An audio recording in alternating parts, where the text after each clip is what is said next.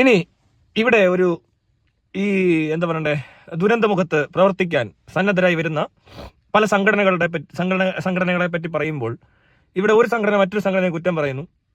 ഒരു സംഘടന പറയുന്നു മറ്റവരുടെ യൂണിഫോം ശരിയായില്ല, അവരുടെ യൂണിഫോമിന്റെ കളർ ശരിയായില്ല, ഫോണ്ട് ശരിയായില്ല എഴുതിയിരിക്കുന്നത്. അവിടുത്തെ അവർ മലയാളത്തിൽ എഴുതി, മറ്റൊരു തമിഴിൽ എഴുതി, കുറച്ചൊരു ഇംഗ്ലീഷിൽ എഴുതി. അങ്ങനെയൊക്കെയുള്ള പല പല കമന്റ്സ് വരുന്നു.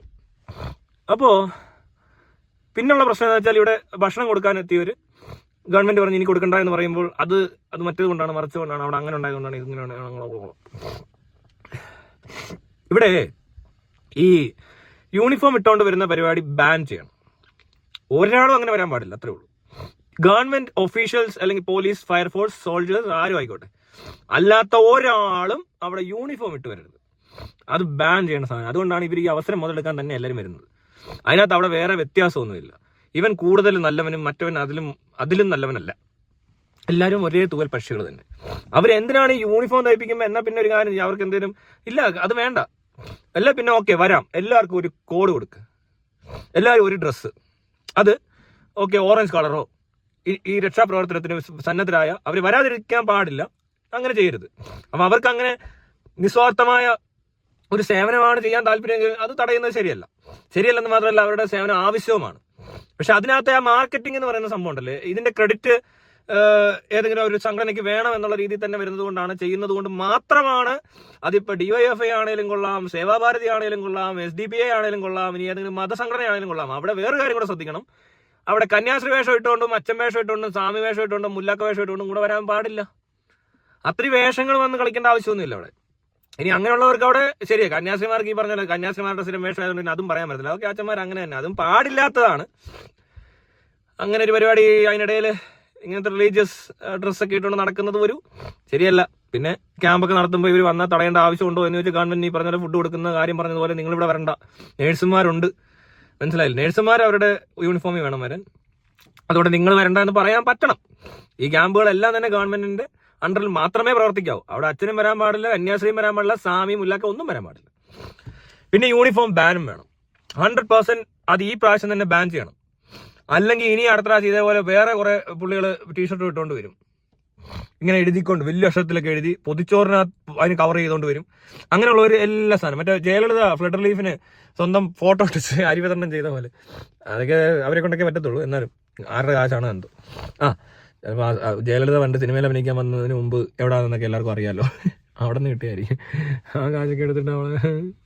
എനിക്കാണ് ഇങ്ങനെയുള്ളത് നിങ്ങളെ കാണുമ്പോൾ എന്താ ആ നാട്ടിൽ കുറേ എണ്ണത്തിനെ പറ്റിക്കാൻ എളുപ്പമായതുകൊണ്ട് പറ്റിച്ച് കുറേ നാൾ മരിച്ചൊരു സ്ത്രീ. അപ്പോൾ ഇവിടെ അത് വേണ്ട, ശരിയല്ല, ഞാൻ പറഞ്ഞ ശരിയല്ല, ഇത് ബാൻ ചെയ്യേണ്ട സംഭവമല്ലേ. അല്ലേ പിന്നെ പറ്റത്തില്ല, ഒരു രീതിയിലും പറ്റത്തില്ല. റെസ്ക്യൂ ഓപ്പറേഷൻ വരുന്നവർക്ക് ഒരു ഡ്രസ് കോഡ്, ഒറ്റ ഡ്രസ് കോഡ് ഗവൺമെന്റ് അങ്ങ് നിശ്ചയിക്കുക, എല്ലാ സംഘടനകളെ അറിയിക്കുക. കഴിഞ്ഞ പ്രാവശ്യം വന്ന സേവനമൊക്കെ ഇഷ്ടപ്പെട്ടു, പക്ഷെ നിങ്ങൾ ഇനി മുതൽ യൂണിഫോമിനകത്തൊരു യൂണിഫോം കോഡ് ഉണ്ട്. അങ്ങനെ ഈ സംഘടനകളുടെ പേര് വെച്ചുകൊണ്ട് ചെയ്യാൻ പാടില്ല. ഇതിനകത്ത് പ്രത്യേകം പേരൊന്നും വെക്കണ്ട.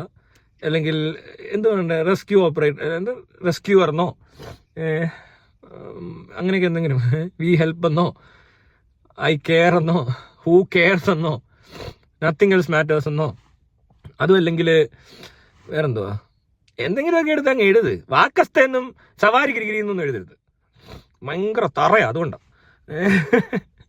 മനസ്സിലായോ? അല്ല ഗോഡ്സ് ഓൺ കൺട്രി എന്നൊക്കെ എഴുതി വെക്കും, നല്ല രസമുണ്ട്. ദൈവം ഇല്ലാത്തതുകൊണ്ട് പിന്നെ അങ്ങനെ ഒരു പ്രശ്നമില്ല. അപ്പോൾ അത് വേണം, നിർബന്ധമായും വേണം. കാരണം ഈ പ്രാവശ്യമൊക്കെ ഒത്തിരി പ്രശ്നം ഉണ്ടായി, കഴിഞ്ഞ പ്രാവശ്യം ഉണ്ടായി. എപ്പോഴും ഇങ്ങനെ ഇവർ പലരും എന്തിനാ വരുന്നതെന്ന് വെച്ചാൽ അപ്പോൾ ഈ പബ്ലിസിറ്റിയുടെ ആൾക്കാരും കൂടെ വരുവേ. ചിലപ്പോൾ ഈ പറഞ്ഞ പോലെ ഒരു മനുഷ്യനെ സഹായിക്കാൻ വരുന്ന 4 പേര് കാണും, അതിൻ്റെ കൂട്ടത്തിൽ പബ്ലിസിറ്റിക്ക് ഒരു 10 പേരോടെ വന്നാൽ അതൊരു ഉന്തും തള്ളും ഉണ്ടാക്കുക, തിരക്കുണ്ടാക്കുക എന്നുള്ളതല്ലാതെ ആൾ കൂടിയ പാമ്പ് യാഗത്തിലെന്ന് പറയുന്ന പോലെ അവിടെ ഒരു തിരക്കുണ്ടാക്കി അലമ്പാകാനുള്ളൊരു സാധ്യതയും കൂടെ. അത് ശരിക്കും പറഞ്ഞാൽ ആദ്യത്തെ ആ ഫ്ലഡ് നടന്ന സമയത്ത് തന്നെ മനസ്സിലാക്കേണ്ടതായിരുന്നു. ആരും ചിന്തിച്ചില്ല, ആരും അങ്ങനെ ആലോചിച്ചില്ല. പക്ഷെ ഇപ്പം ഇതിനകത്ത് വന്ന ആളുകളുടെ യൂണിഫോമിനെ പറ്റിയും ഇതിന്റെ എഴുതി വെച്ചിരിക്കുന്ന പേരുകളെ പറ്റിയും എല്ലാം കമന്റുകൾ വന്നതുകൊണ്ട് തീർച്ചയായിട്ടും ഞാൻ പറഞ്ഞില്ലേ, ഇതിനകത്ത് ഇപ്പം മനസ്സിലായ കാര്യമാണ്, ഈ പറഞ്ഞ പരിപാടി അവതരിപ്പിക്കാൻ സേവനത്തിനാന്ന് പറഞ്ഞ് വരുന്നവരുടെ കൂടെ ഒരു 5 പേര് വരേണ്ട സ്ഥാനത്ത് അവർ 15 പേര് വന്ന് കാണും. അത് 15 എണ്ണത്തിനകത്ത് 10 എണ്ണം പാഴുമായിരുന്നിട്ടേക്ക് ഉറപ്പാ, ഒരു സംശയം വേണ്ട. പബ്ലിസിറ്റിക്ക് വേണ്ടി തന്നെ വരുന്നവരാണ്, അവിടെ കിടന്ന് മെഴുകാൻ വരും. അപ്പം അവരുടെ ആ മെഴുകൽ ഇച്ചിരി കുറഞ്ഞിരിക്കും. സേവനത്തിന് താല്പര്യമുള്ളവന് പാർട്ടിയോ ജാതിയോ മതമോ രാജ്യമോ ഒന്നും നോക്കേണ്ട ആവശ്യമില്ല, അവരൊക്കെ തന്നെത്താനെ വന്നോളും. ഇപ്പം അവിടെ ആനിമൽ റെസ്ക്യൂവിന് എൻ്റെ ഒരു സുഹൃത്ത് പോയിട്ടുണ്ട്. അവരൊക്കെ അറിഞ്ഞു കേട്ടങ്ങ് പോയെന്നേ ഉള്ളൂ. അതുപോലെ ഒത്തിരി പേര് മതി. ഇതിനകത്ത് രണ്ടിലും പെടാത്ത ആൾക്കാർ അവിടെ വരുന്നുണ്ടല്ലോ. അപ്പോൾ ഒരു കൂട്ടർക്ക് മാത്രം പ്രത്യേക ഒരു ഉരുട്ടിപ്പെടലുണ്ടെങ്കിൽ അതിൻ്റെ അർത്ഥം വേറൊന്നുമല്ല. ഈ ഉടുപ്പ് തപ്പിയെടുക്കുമ്പോൾ തന്നെ അറിയാം, ഇങ്ങനെ ഒരു ഉടുപ്പ് അടിച്ചെടുക്കുന്നതിന് പ്രിന്റ് എടുത്ത് വെച്ചേക്കുന്നത് എന്തിനാണ്. ഇനി ഞാൻ പ്രിന്റ് ചെയ്തിട്ടുണ്ട്. ചാറ്റ് ഒരു ബനിയനൊക്കെ ചുമ്മാ പ്രിന്റ് ചെയ്തു, ഫേസ്ബുക്ക് പേജ് പോലെ തന്നെ ഡിസൈൻ ചെയ്ത് അത് എന്നിട്ട് ഞങ്ങൾ ചുമ്മാ നടക്കും. അത് പക്ഷേ ഇവിടെ കൂടെയൊക്കെ നടക്കത്തുള്ളൂ. വീഡിയോ എടുക്കുമ്പോഴൊക്കെ ചുമ്മാ ഇങ്ങനെ ഇട്ടുകൊണ്ടിരിക്കുകയൊക്കെ ചെയ്യുക. അല്ലാതെ ഇങ്ങനെയുള്ള ദുരന്ത ബാധിത മേഖലയിലൊക്കെ പോയി കിടന്ന് അല്ലെങ്കിൽ ഒരു പേഷ്യൻ്റ് വീട്ടിൽ പോകുമ്പോൾ ഞങ്ങൾ ഇടാറില്ല. വേണേൽ അങ്ങനെ ഇട്ടുകൊണ്ടിരിക്കാം, പക്ഷേ അതൊക്കെ ഇച്ചിരി ഓവർ, അതിൻ്റെ ആവശ്യമൊന്നുമില്ല. അല്ലാതെ ചുമ്മാ നടക്കുമ്പോഴൊക്കെ ചുമ്മാ എടുത്തിട്ടുണ്ടിരിക്കും. 10 പേരുടെ ഇടയിൽ കൂടെ നടക്കുമ്പോൾ അവർ കാണട്ടെ എന്നുള്ള രീതിയിൽ. അതിനുവേണ്ടി തന്നെയാണ് അത് പ്രിന്റ് ചെയ്തേക്കുന്നത്. അതിനകത്തൊരു സംശയമില്ല. അത് വിട്ടുകൊണ്ട് മരണ വീട്ടിലോ അല്ല ഈ പറഞ്ഞ ആശുപത്രിയിലോട്ട് പോകുന്ന വഴിക്ക് ചിലപ്പോൾ നമ്മൾ പോകുന്ന വഴി ആശുപത്രി കയറിയില്ല, ആശുപത്രി പോകാൻ ഇറങ്ങുമ്പോൾ ഇതെടുത്തിട്ട് ഇറങ്ങാം എന്ന് പറയുന്നത് മോഹൻലാൽ. എല്ലാവരും മരിച്ച വീട്ടിൽ പോയി അറിയാതെ നമ്മളിപ്പോൾ പോകുന്ന വഴിക്ക് എന്തെങ്കിലും ഈ ഉടുപ്പിട്ടതിൻ്റെ കാരണവശാൽ പോകുന്ന പോലല്ല. ഇതിനു വേണ്ടി ഇറങ്ങുമ്പോൾ, വീട്ടിൽ നിന്ന് ഇറങ്ങുമ്പോൾ ഇങ്ങനെ ഒരു ആവശ്യത്തിനാണ് പോകുന്നുണ്ടെങ്കിൽ ഞാനത് ഇടത്തില്ല. മനസ്സിലാവുന്നുണ്ടോ? അല്ലാതെ അതൊക്കെ ചെയ്യാൻ മോഹൻലാൽ മാത്രമേ പറ്റത്തുള്ളൂ. ഇവിടെ കേരളത്തിലെ ഇന്ത്യയിലൊരാളേ ഉള്ളൂ. എന്താണേലും യൂണിഫോം അതുപോലെ തന്നെ ഇതുപോലത്തെ ആൾക്കാരോട് യൂണിഫോം ഒഴിവാക്കാൻ പറയണം. യൂണിഫോം ഈ പ്രാവശ്യത്തെ വലിയ സംഭവമായി. മോഹൻലാൽ ആള് കൊള്ളായാലും യൂണിഫോം ഒരു വിഷയമാക്കി കളഞ്ഞ്. ഓ സൂപ്പർ.